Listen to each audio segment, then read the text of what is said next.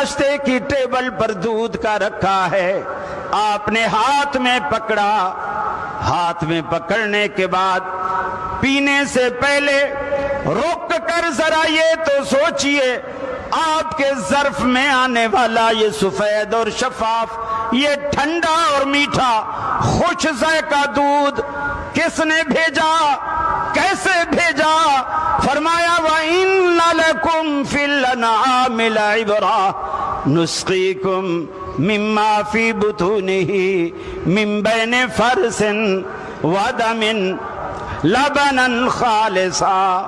فرمایا جو تیرے ظرف میں یہ دودھ کا گلاس آیا، اس کے پینے سے پہلے اتنا سوچ یہ کہاں سے آیا، کن پروسیس سے گزر کر یہ تیرے پاس آیا۔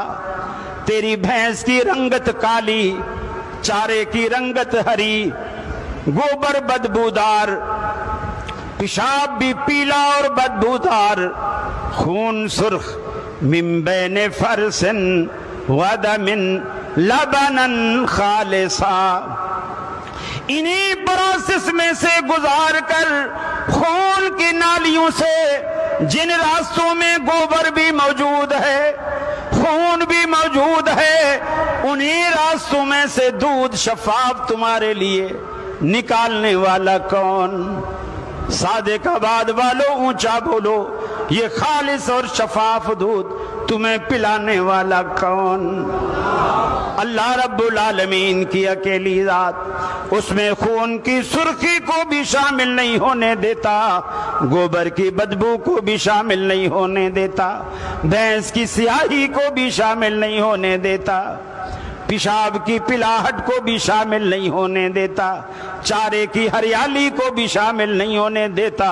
ان تینوں منفی چیزوں میں سے نسقیکم، ہم تمہیں پلاتے ہیں، لبنن خالصا، خالص اور شفاف دودھ۔ جب تو اللہ کا دیا ہوا دودھ خالص استعمال کرتا ہے، پھر اس رب کا حق بنتا ہے کہ تو سجدہ بھی اسی کے لیے خالص کرے، تیرے سجدوں میں ملاوٹ نہ ہو، تیری بندگی میں ملاوٹ نہ ہو، تیری دعاؤں میں ملاوٹ نہ ہو۔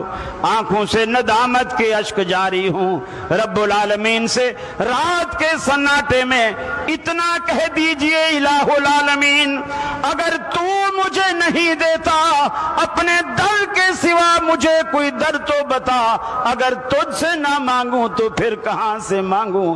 پھر دیکھیے رب العالمین کی رحمتوں کی برکھا آپ پر کیسے برستی ہے۔